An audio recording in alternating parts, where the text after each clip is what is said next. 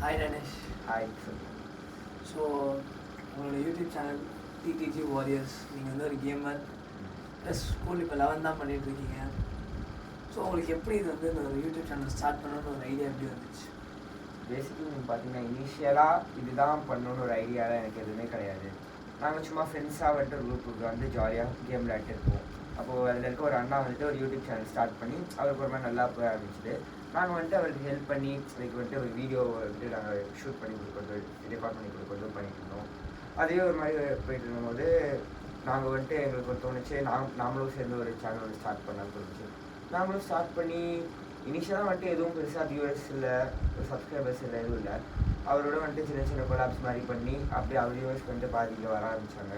அப்படியே so first இப்போது சீரியஸாக சொல்ல போனால் ஸ்கூல் படிக்கும் போதெல்லாம் எங்ககிட்ட ஃபோன்லாம் இல்லை. பட் நீங்கள் இப்போ வந்து யூடியூப் சேனல் அதாவது உங்களுக்கு 10K கிட்ட இப்போ சப்ஸ்கிரைபர்ஸ் இருக்காங்க.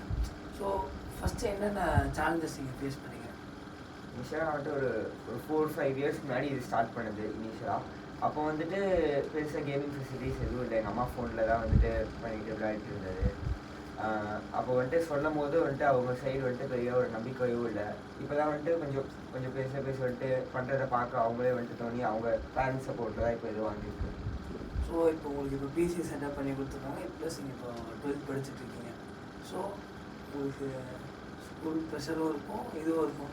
எப்படி அதை மேனேஜ் பண்ணுறீங்க? ஸ்கூல் ப்ரெஷர் இதுன்னு வேறு இல்லை. ஸ்கூலில் ஒரு சைட் ப்ரெஷர் இருக்குது, நம்ம பிடிச்சதை பண்ணுறதுல வந்துட்டு அதனால ஒரு ப்ரெஷர் எதுவும் ஸோ நீங்கள் ஃப்ரீ டைமில் ஒரு நாளைக்கு இவ்வளோ நேரம் நான் கேமிங் பண்ணுவேன் இருக்கா, இல்லை ரேண்டமாக ஃப்ரீ டைமில் கேமிங் ஃப்ரீ டைம் அதோட ஸ்ட்ரீம் பண்ணி ஃப்ரீ டைமில் பண்ணுறேன். ஸோ இப்போது உங்கள் ஃப்ரெண்ட்ஸ் ஒரு 4 பேர் சொன்னீங்களே, நான் வந்து நீங்கள் ஃபஸ்ட்டு வந்து சொன்ன மாதிரி டோர்னமெண்ட்ஸ் அந்த மாதிரி கலந்து போய் ஸ்டார்ட் பண்ணி தான் கேமிங் சைட்டுக்குள்ளே வந்தேன். அது வந்துட்டு அப்போ அந்த அண்ணா வந்துட்டு அந்த அண்ணாக்காக ஹெல்ப் பண்ணி உள்ளே போனது தான் இதெல்லாம் ஸ்டார்ட் பண்ணது. அதுக்கப்புறமா எங்களுக்கு தோணுன ஒரு ஐடியானால வந்துட்டு வந்தது தான் இது.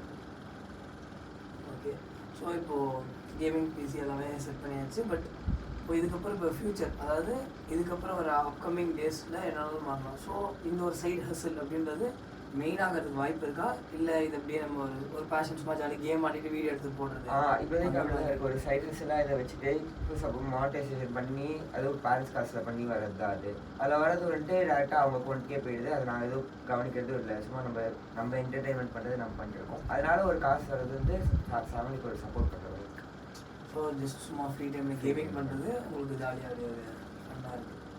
ஸோ இப்போது இந்த சேனல் வந்து எக்ஸ்பேண்ட் பண்ணி இதோட வேரியஸ் கேம்ஸ்க்கு ஏற்ற மாதிரி இது பண்ணி எல்லாம் இது பண்ணணும்னு நினைக்கிறீங்களா, இல்லை யூடியூப் சேனல் விட்டுட்டு வேறு ஏதாவது ட்ரை பண்ணலான்னு இருக்கீங்களா?